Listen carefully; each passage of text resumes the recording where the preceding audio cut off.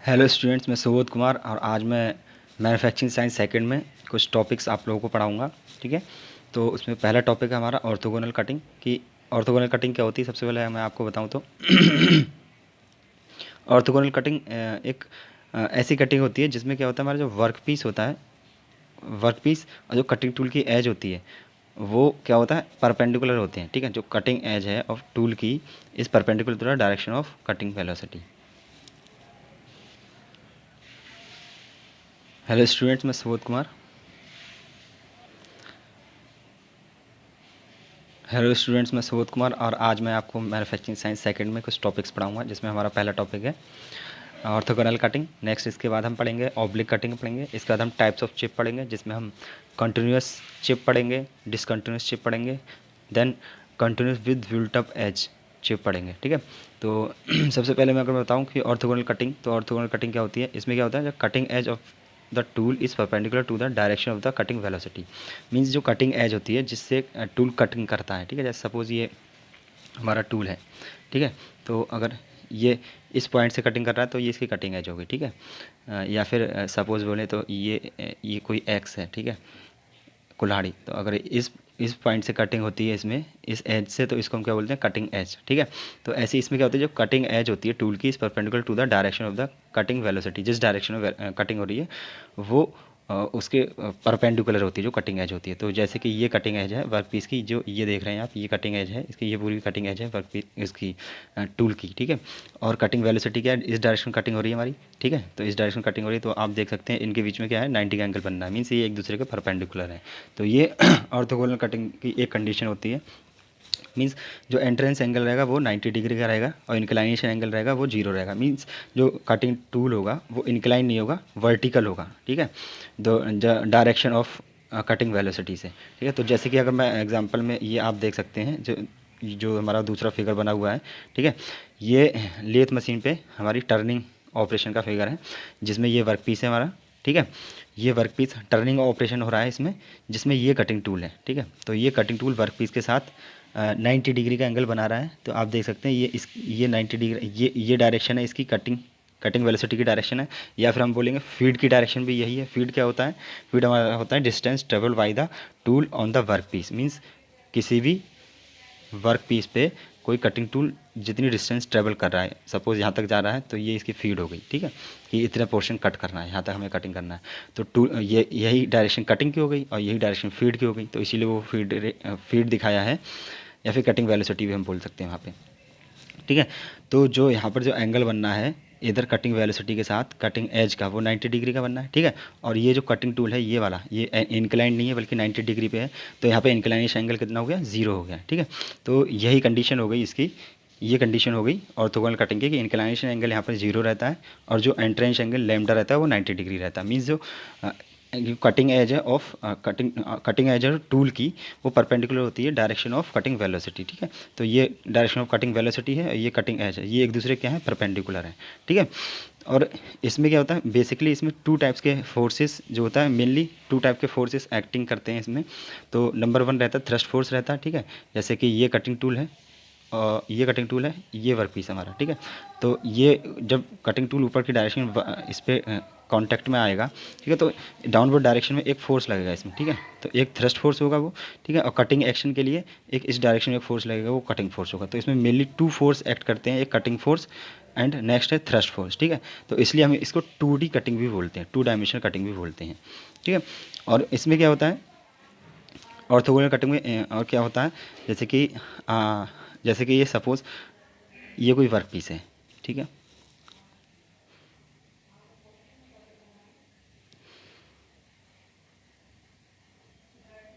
ठीक है, ये मशीन पोर्शन है, मीन्स इस पार्ट की मशीनिंग हो चुकी है। ठीक है, ये अनमशीन्ड पोर्शन है, ये हमारी डेप्थ ऑफ कट हो गई, जितना हमें मटेरियल कट करना होता है, जितनी थिकनेस, वो डेप्थ ऑफ कट हो जाती है। ठीक है, और ये हमारी चिप है जो कि निकल रही है यहाँ से।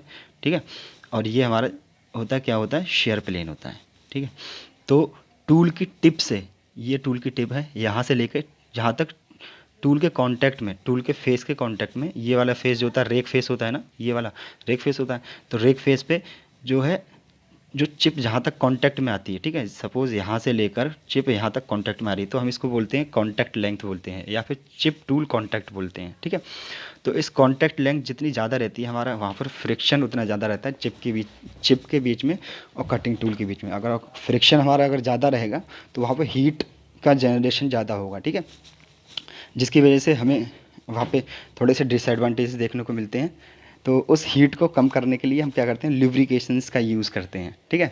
तो वो जब हीट रिड्यूस हो जाएगी तो उसकी वजह से क्या फ्रिक्शन भी यहाँ पे ज़्यादा क्रिएट नहीं होगा, ठीक है। अगर फ्रिक्शन बहुत ज़्यादा क्रिएट होने लगेगा यहाँ पर, ठीक है, ल्यूब्रिकेशन का प्रॉपर ल्यूब्रिकेशन का यूज़ नहीं करेंगे तो क्या होगा, यहाँ पे जो हमें जो कटिंग टूल है जो हमारा, इसकी एज भी ईजिली वेयर करेगी, मीन्स घिस जाएगी, ठीक है, और टूल की लाइफ रिड्यूस हो जाएगी, टूल हमारा जो है जल्दी ही ब्रेक कर जाएगा, ठीक है। तो नेक्स्ट अगर हम चलते हैं ऑब्लिक कटिंग पे, तो जैसे कि हमने अगर ऑर्थोगोनल कटिंग में देखा था कि जो कटिंग एज थी, जैसे कि जो हमारा कटिंग टूल था वो अगर हमारा कटिंग टूल की कटिंग एज थी जो सपो वो जो थी वो, जैसे ये कटिंग एज है, ठीक है, तो ये कटिंग वेलोसिटी है, तो इनके बीच में कितने का एंगल बनना था, 90 का एंगल बनना था, मीन्स वो परपेंडिकुलर थी, कटिंग एज परपेंडिकुलर थी कटिंग वेलोसिटी के, ठीक है। तो अगर अब मैं ऑब्लिक कटिंग की बात करूँ तो ऑब्लिक कटिंग में क्या होता है, जो कटिंग एज होती है ये परपेंडिकुलर नहीं रहती, ये कुछ इंक्लाइंड रहती है, मीन्स इंक्लाइनेशन एंगल ज़ीरो नहीं होता है, ठीक है, यहाँ पे कुछ इंक्लाइनेशन एंगल होता है। तो यहाँ पे इंक्लाइनेशन एंगल होता है और जो एंट्रेंस एंगल होता है हमारा लैम्डा, वो 90 डिग्री से कम होता है, ठीक है, 90 डिग्री नहीं होता, 90 डिग्री से कम होता है, मीन्स एक्यूट एंगल होता है, ठीक है। एक्यूट एंगल जो होता है उसको हम क्या बोलते हैं, 90 डिग्री से जो लेस एंगल होता है उसको हम एक्यूट एंगल बोलते हैं। तो ऑब्लिक कटिंग में जो एंगल होगा हमारा एंट्रेंस एंगल वो लेस देन 90 होगा, ठीक है, तो हम उसको एक्यूट एंगल बोलेंगे।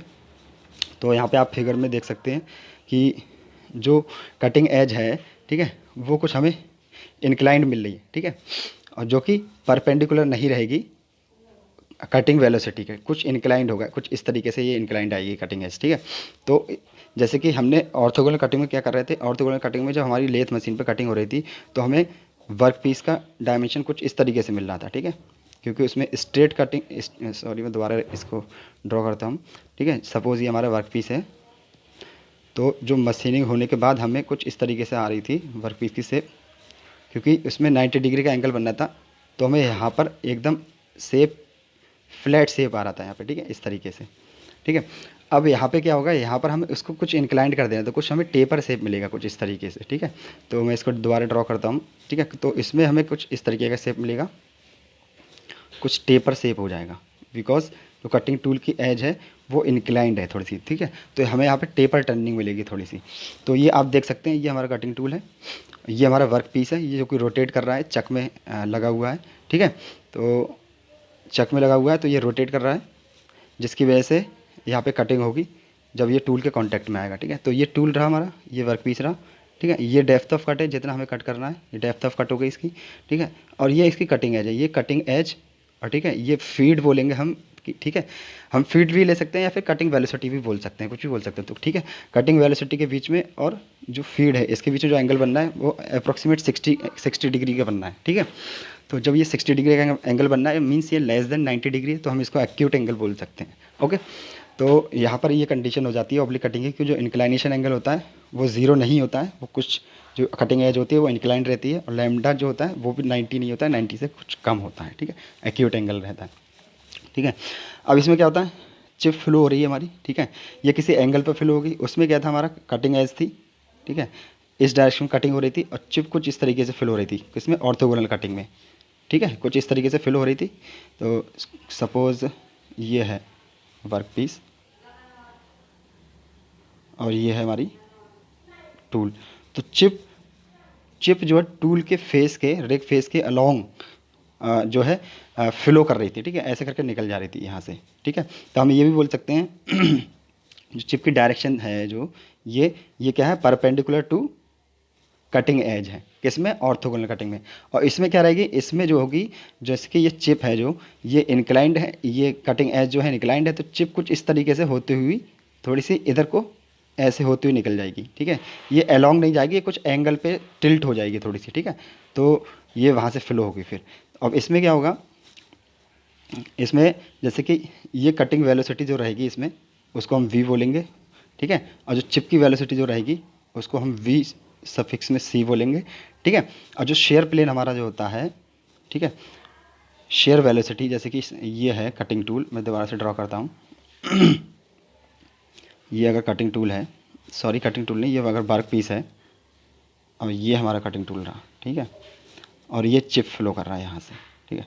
तो ये जो चिप की जो वेलोसिटी होगी इसको हम वी सफिक्स में सी बोलेंगे, ठीक है। कटिंग वेलोसिटी जो होगी इसको हम वी बोलेंगे, और ये शेयर प्लेन पे जो वेलोसिटी होगी उसको हम वी एस शेयर वेलोसिटी बोलेंगे, ओके, ठीक है। और यहाँ पे क्या होता है, 3 टाइप्स के फोर्स एक्टिंग करते हैं, ठीक ठीक है, क्योंकि यहाँ पे इंक्लाइनेशन एंगल भी आ गया है, तो ठीक है, एक रेडियल फोर्स भी यहाँ पे इंक्लूड हो जाएगा। तो यहाँ पे एक कटिंग फोर्स, थ्रस्ट फोर्स और रेडियल फोर्स, तीनों फोर्स एक्टिंग करते हैं मेनली, ठीक है। तो इसको हम 3 डायमेंशनल कटिंग भी बोलते हैं, 3D cutting, okay. I think आपको समझ में आया होगा। अब नेक्स्ट अगर हम चलते हैं तो डिफरेंस देखेंगे हम ऑर्थोगोनल कटिंग में एंड ऑब्लिक कटिंग में, जो कि आपको काफ़ी कुछ इसमें समझ में आ भी गया होगा। तो सबसे पहले मेन डिफरेंस में अगर हम चलते हैं तो सबसे पहले डिफरेंस ही क्या है इसका, जो chip flow in direction perpendicular to the cutting edge. Means orthogonal cutting में मैंने क्या बताया था, जो चिप का फ्लो होता है, ठीक है, सपोज़ ये कटिंग एज है, ठीक है, टूल की, और ये कटिंग वेलोसिटी है, ठीक है। तो चिप कुछ इस तरीके से फ्लो करती थी, मींस जो कटिंग एज है उसके परपेंडिकुलर रहती थी, तो चिप फ्लो की जो डायरेक्शन है वो परपेंडिकुलर होती थी कटिंग एज के, ठीक है। और इसमें जो चिप फ्लो करती है ऑब्लिक कटिंग में, वो एक एंगल पे फ्लो करती है, ठीक है, कुछ इस तरीके से उसमें जो है, जैसे कि ये रहा, ठीक है, तो ये इंक्लाइंड है कुछ, तो चिप कुछ इस तरीके से ऐसे इधर को होते हुए ऐसे इधर को इधर साइड में होते हुए फ्लो कर जाएगी, क्योंकि वो एंगल पे इंक्लाइंड है इसलिए। तो इसमें ऑब्लिक कटिंग में क्या हो जाएगा, chip flow at an angle to cutting edge, ठीक है। अब क्या है, chip get coiled in a spiral fashion, ठीक है। तो इसमें क्या होता है ऑर्थोगोनल कटिंग में, ऑर्थोगोनल कटिंग में क्या होता है, चिप जो है, अगर हमें कंटिन्यूस चिप मिल रही है तो ये चिप ऐसे फ्लो करती है, इसके बाद क्या होता है, ऐसे कंटिन्यू चिप बनती रहती है आगे के लिए, और ये स्पाइरल फैशन में होती रहती है, ऐसे कलेक्ट होती रहती है, गोल गोल घूम जाती है, ठीक है। बाद में हम चिप ब्रेकर वगैरह का यूज़ करके इसको ब्रेक करके अलग कर देते हैं, ठीक है। तो ये स्पाइरल फैशन में आ जाती है इसमें। और इसमें क्या होता है, इसमें chip flow in side any direction in wide area, thus less contraction of the tool life, sorry, thus less contraction of the, ये कुछ थोड़ा सा विजिबल नहीं हो रहा है यहाँ पे,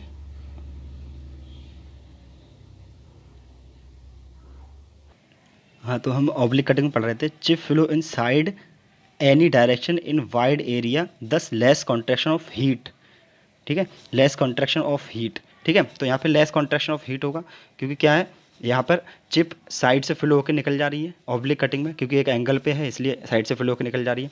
और इसमें इसमें क्या है, टूल का और चिप, जो चिप है टूल के फेस के अलोंग जा रही है, उसके परपेंडिकुलर जा रही है कटिंग एज के, ठीक है। तो उसमें ज़्यादा फ्रिक्शन होगा तो हीट ज़्यादा जनरेशन होगा, और इसमें हीट का कम जनरेशन होती है, ठीक है, ऑब्लिक कटिंग में। तो यहाँ पे क्या होगी, टूल की लाइफ कम हो जाएगी, क्योंकि फ्रिक्शन ज़्यादा हो रहा है जिसकी वजह से टूल वियर होगा, ठीक है, और वहाँ पे हीट ज़्यादा जनरेट होगी, तो यहाँ पे टूल की लाइफ कम हो जाएगी, ठीक है। और यहाँ पे टूल की लाइफ ज़्यादा रहेगी, क्योंकि टूल का और चिप का कॉन्टैक्ट कम हो रहा है यहाँ पर, ठीक है, क्योंकि टूल एक एंगल पे चिप फिल होकर निकल जा रही है, ठीक है। तो यहाँ पर क्या है, इसको हम 2D कटिंग बोलते हैं, जहाँ पे there are 2 component of forces, no radial force, क्योंकि एंगल नहीं है इसलिए रेडियल फोर्स नहीं है। यहाँ पे 3 टाइप के फोर्सेस मिलते हैं हमें, cutting force, thrust force and radial force, क्योंकि एंगल है इसलिए रेडियल फोर्स भी आ रहा है, तो इसको हम 3 डायमेंशनल कटिंग बोलते हैं। सरफेस फिनिश हमें यहाँ पे थोड़ी सी पुअर मिलती है कंपेरेटिवली ऑब्लिक कटिंग, ठीक है। तो ऑब्लिक कटिंग में जो सरफेस फिनिश होती है हमें अच्छी मिलती है, ठीक है, क्योंकि वहाँ पे हमें फ्रिक्शन भी कम होता है, क्योंकि जो चिप होती है वो टूल के कॉन्टैक्ट में नहीं आती है ज़्यादा। तो ये orthogonal cutting it is used in slotting, parting, grooving and pipe cutting, ठीक है। It is used in oblique cutting में क्या है, it is used in turning, milling, drilling, grinding, ठीक है। नेक्स्ट इसमें क्या आएगा, chip flow angle is zero, इसमें चिप फ्लो एंगल ज़ीरो होता है, ठीक है। यहाँ पे chip flow angle is more than zero, यहाँ पे चिप का जो फ्लो करने का एंगल होता है वो मोर देन ज़ीरो होता है, ओके। नेक्स्ट हम आते हैं, there are basic type of chip, ठीक है।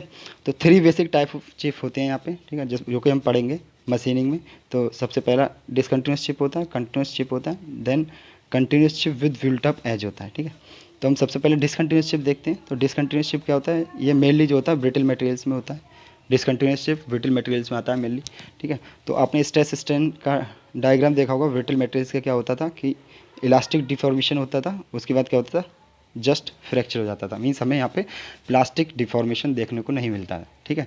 परमानेंट डिफॉर्मेशन इसमें नहीं होते हैं, ठीक है।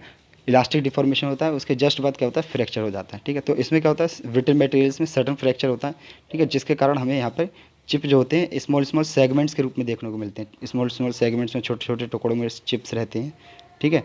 ठीक है, जैसे मशीनिंग हो रही है तो स्मॉल स्मॉल सेगमेंट्स में हमें चिप मिलेंगे छोटे छोटे टुकड़ों में, ठीक है। तो उसको हम डिसकंटिन्यूस चिप बोलते हैं।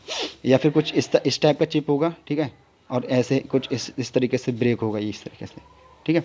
तो इसका मेन रीज़न क्या होगा, ये ब्रिटल मटेरियल्स में होता है, ठीक है। तो इसमें ब्रिटल मटेरियल्स में क्या होता है, प्लास्टिक फिल्म में देखने को नहीं मिलता है, ठीक है। तो इसमें और जो स्मॉल स्मॉल सेगमेंट्स के रूप में चिप मिलेगी हमें, ठीक है। तो जैसे कि मैं अगर आपको दिखाऊं तो आप ये देख सकते हैं फिगर में, ठीक है। ये जो स्मॉल स्मॉल पीसेस पड़े हैं, ये आप देख सकते हैं, ये डिसकंटिन्यूस चिप है, ठीक है। ये चक है लेथ मशीन का, ये कटिंग, ये हमारा वर्क पीस है, और ये टूल पोस्ट में कटिंग टूल लगा हुआ है जो कि कटिंग हो रही है। यहाँ पे हमें जो स्मॉल स्मॉल पीसेस जो पड़े हुए हैं, ये हमारी डिसकंटिन्यूस चिप है, ठीक है। तो ये डिसकंटिन्यूस चिप आपको आई थिंक थोड़ा समझ में आया होगा। अब देखो, अगर कंडीशन की बात करूँ मैं, तो किन कंडीशंस में इसकी कंडीशंस क्या होती हैं, इसकी डिसकंटिन्यूस चिप की फॉर्मेशन की। तो सबसे पहली कंडीशन होगी ब्रिटल मटेरियल होगा, ठीक है। तो हमें यहाँ पे परमानेंट डिफॉर्मेशन नहीं मिलेंगे, इलास्टिक डिफॉर्मेशन होगा। उसके जस्ट बाद क्या होगा, फ्रैक्चर हो जाएगा, तो ठीक है, स्मॉल स्मॉल सेगमेंट्स में हमें चिप्स मिलेंगे, ठीक है। तो क्या होता है, जैसे टूल जब कॉन्टैक्ट में आता है वर्क पीस के, ठीक है, तो इनके बीच में क्या, जब ये हाई प्रेशर अप्लाई होता है, ठीक है, तो जब हाई प्रेशर अप्लाई होगा तो इनके बीच में फ्रिक्शन क्रिएट होगा। जब ये टूल जो है वर्क पीस जो है रोटेट करेगा, और टूल की शार्प कटिंग एज है, तो ये कटिंग एक्शन यहाँ पे अप्लाई होगा, और यहाँ पर जब है प्लास्टिक डिफॉर्मेशंस हमें देखने को नहीं मिलेंगे। ये सडन फ्रैक्चर होता है ब्रिटल मटेरियल्स में, तो सडन फ्रैक्चर होने के रीज़न से वहाँ पे क्या होगा, स्मॉल स्मॉल सेगमेंट्स में हमें चिप मिलेंगे, ठीक है। तो नेक्स्ट इसका रीज़न हो जाएगा कि जब हमारा कोई वर्क पीस है, उसके अंदर कोई इंक्लूजन या इम्प्योरिटीज़ होते हैं, तब भी उस केस में भी हमें जो है डिसकंटिन्यूस चिप देखने को मिलते हैं। नेक्स्ट रीज़न हो जाएगा जब कटिंग स्पीड हमारी बहुत ज़्यादा लो होगी या फिर बहुत ज़्यादा हाई होगी, तब उस कंडीशन में भी हमें डिसकंटिन्यूस चिप देखने को मिलेंगे, ठीक है। नेक्स्ट हमारा जब डेप्थ ऑफ कट बहुत ज़्यादा लार्ज हो जाएगा, ठीक है। सपोज जैसे कि ये वर्क पीस है, अब डेप्थ ऑफ कट हम अगर इतना ले रहे हैं, बहुत ज़्यादा कट कर रहे हैं, ठीक है, तो ऑब्वियस सी बात है, यहाँ पे जब कटिंग टूल रहेगा तो या फिर तो कटिंग टूल ब्रेक होगा, या फिर जो होगा हमें सरफेस फिनिश अच्छी नहीं मिलेगी, और जो है चिप स्मॉल स्मॉल सेगमेंट्स के रूप में धीरे धीरे रिमूव होगा, ठीक है। तो जब लार्ज डेप्थ ऑफ कट रहेगा, तब भी यहाँ पे हमें डिसकंटिन्यूस चिप देखने को मिलेगा। या फिर लो रेक एंगल होता है जब, अब रेक एंगल क्या होता है, जैसे कि ये अगर वर्क पीस है, ठीक है, ये कटिंग टूल है, तो ये टूल की टिप से अगर परपेंडिकुलर डाल दूँ, तो ये जो एंगल बनता था, ये टूल के फेस के बीच में और ये परपेंडिकुलर के बीच में, तो ये इसे हम रेक एंगल बोलते थे, ठीक है, रेक एंगल बोलते थे। अगर ये काफ़ी लो रहेगा, तब भी हमें जो रहेगा यहाँ पे डिसकंटिन्यूस चिप देखने को मिलेंगे, ठीक है। और lack of an effective cutting fluid, ठीक है, अगर कटिंग फ्लूइड का यूज़ नहीं हो रहा होगा, ठीक है, तो वहाँ पे हीट ज़्यादा जनरेशन होगी, जिसकी वजह से हमें स्मॉल सेगमेंट्स देखने को मिलेंगे, ठीक है। स्मॉल स्मॉल सेगमेंट्स, छोटे छोटे पीसेस में चिप देखने को मिलेंगी, ठीक है। तो ये सारे रीज़न हो गए डिसकंटिन्यूस चिप के, ठीक है। नेक्स्ट आता है कंटिन्यूस चिप। तो कंटिन्यूस चिप क्या होता है, ये बेसिकली डक्टाइल मटेरियल में या सॉफ्ट मटेरियल्स में होता है, लाइक एल्यूमिनियम हो गया या फिर कॉपर हो गया, ठीक है। तो अब डक्टाइल मटेरियल का स्ट्रेस स्ट्रेन डायग्राम में अगर बताऊं, तो ये इसमें क्या होता है, सबसे पहले इलास्टिक डिफॉर्मेशन होता है, इसके बाद, ठीक है, यील्डिंग होती है इसमें, ठीक है, upper yield point, lower yield point होता है, फिर अल्टीमेट टेंसाइल स्ट्रेंथ होती है, उसके बाद क्या होता है, उसके बाद फ्रैक्चर होता है। मीन्स हमें क्या हो गया, इसमें इलास्टिक डिफॉर्मेशन के बाद हमें प्लास्टिक डिफॉर्मेशन भी देखने को मिल रहा है। Plastic deformation means permanent deformation देखने को हमें मिल रहा है, ठीक है।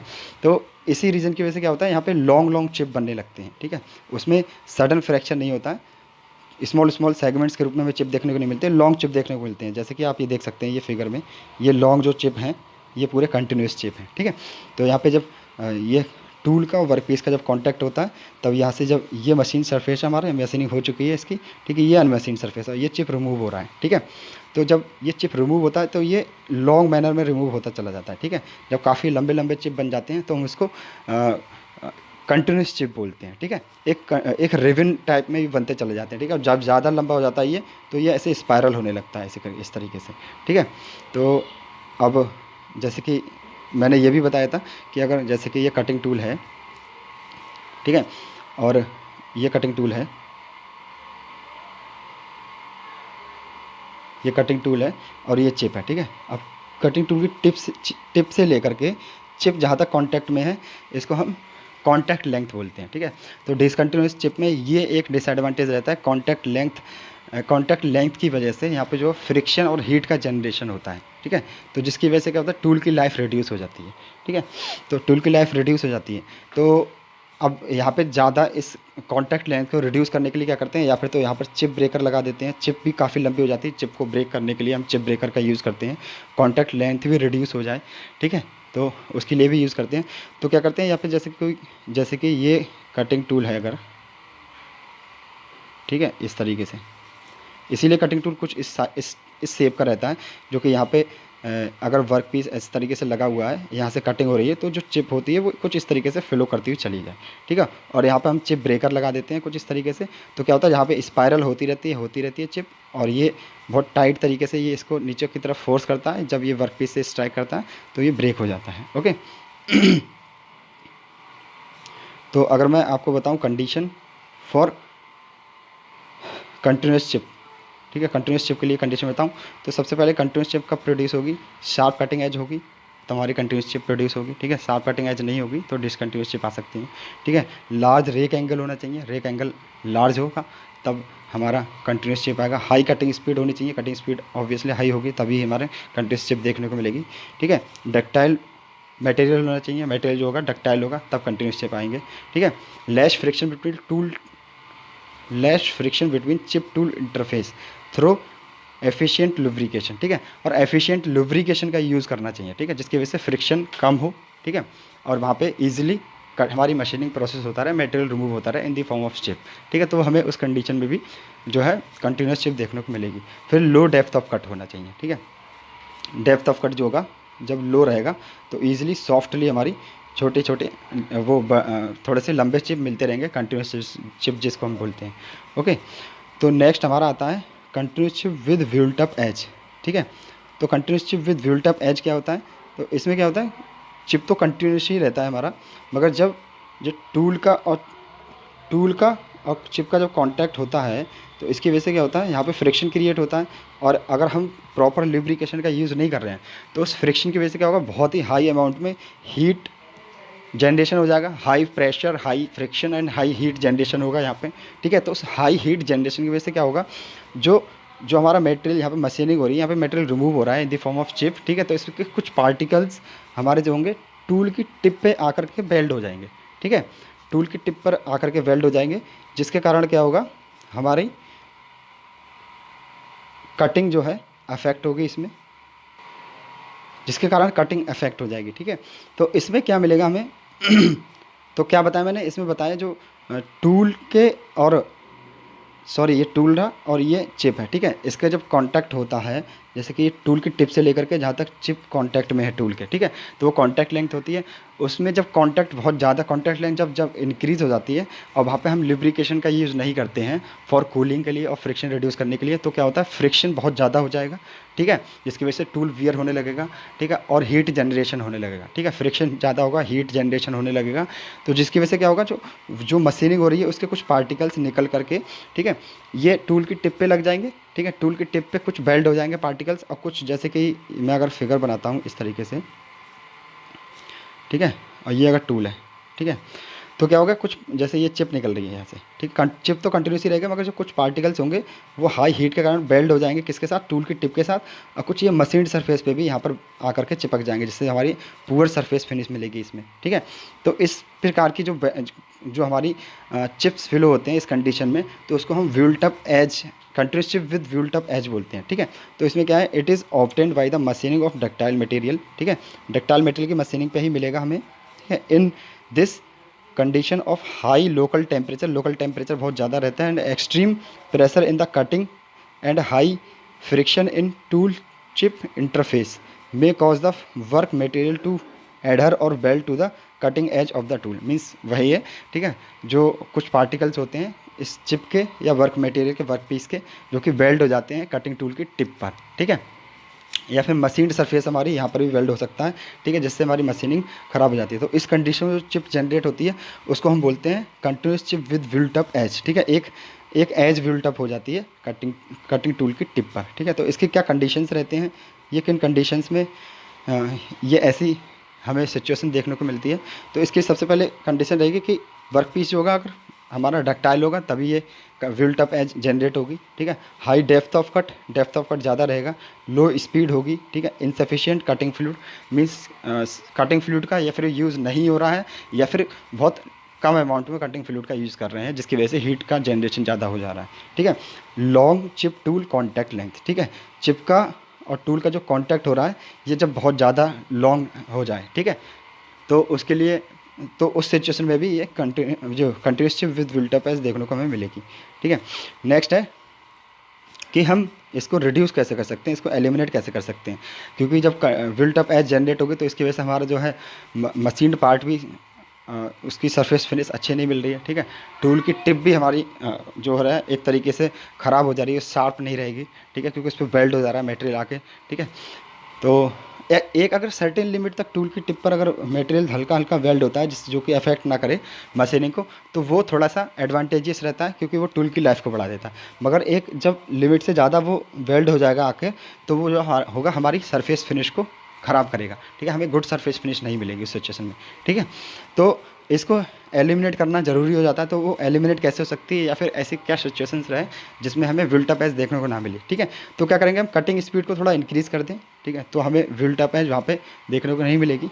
तो या फिर decreasing the depth of cut को थोड़ा सा डिक्रीज़ कर दें, कोई बहुत ज़्यादा डेप्थ ऑफ कट ना लें, ठीक है, थोड़ा सा कम डेप्थ ऑफ कट लें, ठीक है, तो हमें बिल्ट अप एज ज़्यादा देखने को नहीं मिलेगी, क्योंकि जब ज़्यादा मटेरियल कट करेंगे तो ज़्यादा फ्रिक्शन, ज़्यादा हीट जनरेट होगी, जब कम मटेरियल कट करेंगे तो कम फ्रिक्शन और कम हीट जनरेट होगी, ठीक है, तो हमें बिल्ट अप एज देखने को नहीं मिलेगी। फिर नेक्स्ट है increase the rake angle. Rake angle को जब हम इंक्रीज़ कर देंगे, ठीक है, जैसे कि ये है, ठीक है, ये वर्क पीस है अगर, ठीक है, और ये कटिंग टूल है, ठीक है, तो ये रेक एंगल है यहाँ पे, ये रेक फेस है, ठीक है, और ये जो कटिंग टूल के बीच में जो यहाँ से टिप से जो परपेंडिकुलर डाला और ये रेक फेस के बीच में जो एंगल बनना है उसको हम रेक एंगल बोलते हैं। और जब रेक एंगल को और ज़्यादा बढ़ा देंगे, ठीक है, ये कहीं कटिंग टूल इतना कर देंगे यहाँ पे इस तरीके से ले आएंगे, ठीक है, तो जब रेक एंगल को और ज़्यादा बढ़ा देंगे तो चिप का और टूल का जो होता है कॉन्टैक्ट थोड़ा सा कम हो जाएगा, तो कॉन्टैक्ट लेंथ थोड़ी सी रिड्यूस हो जाएगी, जिससे की वजह से क्या होगा, हमें बिल्ट अप एज देखने को नहीं मिलेगी फिर, ठीक है। तो नेक्स्ट आ जाएगा हमारा sharp, using the sharp tool को अगर हम यूज़ करेंगे तब भी हमें जो है बिल्ट अप एज देखने को नहीं मिलेगी, शार्प कटिंग एज होनी चाहिए, ठीक है। नेक्स्ट है हमें एफिशिएंट कटिंग फ्लूइड्स का यूज़ होना चाहिए, ठीक है, कटिंग फ्लूइड को हम इफेक्टिवली यूज़ करें, ठीक है, और सफिशिएंट अमाउंट में कटिंग फ्लूइड्स का यूज़ करें, ठीक है। तो जिसकी वजह से क्या होगी, कटिंग फ्लूइड का जब यूज़ करेंगे तो टेम्परेचर रिड्यूस हो जाएगा, फ्रिक्शन हमें बहुत ज़्यादा देखने को नहीं मिलेगा, फ्रिक्शन रिड्यूस हो जाएगा, कूलिंग होती रहेगी ईजिली, एक नॉर्मली स्मूथ वे में हमारी कटिंग चलती रहेगी, जहाँ पर हमें फिर बिल्ट अप एज देखने को नहीं मिलेगी, ठीक है। Using a cutting tool that has lower chemical affinity for the work piece material, ठीक, देखिए जैसे कटिंग टूल का जो मटेरियल रहता है, ठीक है, जैसे कि हाई स्पीड स्टील होता है, ठीक है, कार्बाइड होते हैं, ठीक है, डायमंड्स के कटिंग टूल होते हैं। तो कटिंग टूल हमें एक ऐसा यूज़ करना चाहिए वर्क पीस को देखते हुए कि वो उसके साथ केमिकल रिएक्शन ना करे, ठीक है। अगर केमिकल रिएक्शंस करेगा और हीट जनरेशन अगर होने लगा वहाँ पे उस केमिकल रिएक्शन की वजह से, तब भी हमें बिल्ट अप एज देखने को मिलेगी। तो हमें ऐसे कटिंग टूल और वर्क पीस के साथ ऐसा कटिंग टूल यूज़ करना चाहिए जिससे में केमिकल रिएक्शन ज़्यादा ना हो, ठीक है। तो अगर मैं बिल्ट अप एज VUE के अगर हार्मफुल इफेक्ट की बात करूं, तो हार्मफुल इफेक्ट क्या हो सकते हैं इसके, पुअर सरफेस फिनिश मिलेगी, ठीक है, ऑब्वियसली जब जो टूल होगा उसके टिप पर अगर मटेरियल आके बेल्ट हो जाएगा, ठीक है, तो वो सरफेस फिनिश अच्छी जनरेट नहीं करेगा, और ठीक है कुछ मटेरियल हमारा मशीन सरफेस पर भी आकर बेल्ट हो जा रहा है तो सरफेस फिनिश अच्छी नहीं मिलेगी। इंक्रीजिंग द कटिंग फोर्सेस, ठीक है, जब यहाँ पे टूल पे जब मटेरियल एक्स्ट्रा वेल्ड हो जाएगा आके, तो इसकी वजह से हमें कटिंग फोर्सेस भी ज़्यादा लगाने पड़ेंगे कटिंग के लिए, ठीक है, और इंड्यूस वाइब्रेशन, इसकी वजह से वाइब्रेशंस भी क्रिएट होंगे, ठीक है, क्योंकि जब टूल और वर्कपीस कांटेक्ट में होंगे, और यहाँ पे टूल की टिप जब थोड़ी सी मोटी होगी, जिसकी थिकनेस ज़्यादा होगी, तो अगर कटिंग नहीं हो रही होगी तो जो स्पीड में रोटेट कर रहा होगा कटिंग टूल, तो वाइब्रेशंस क्रिएट होने लगेंगे वहाँ पे, ठीक है। तो आई थिंक आपको ये लेक्चर समझ में आया होगा। If you have any doubt then you can ask me in comment section. For more update you can subscribe my channel. Okay, thank you.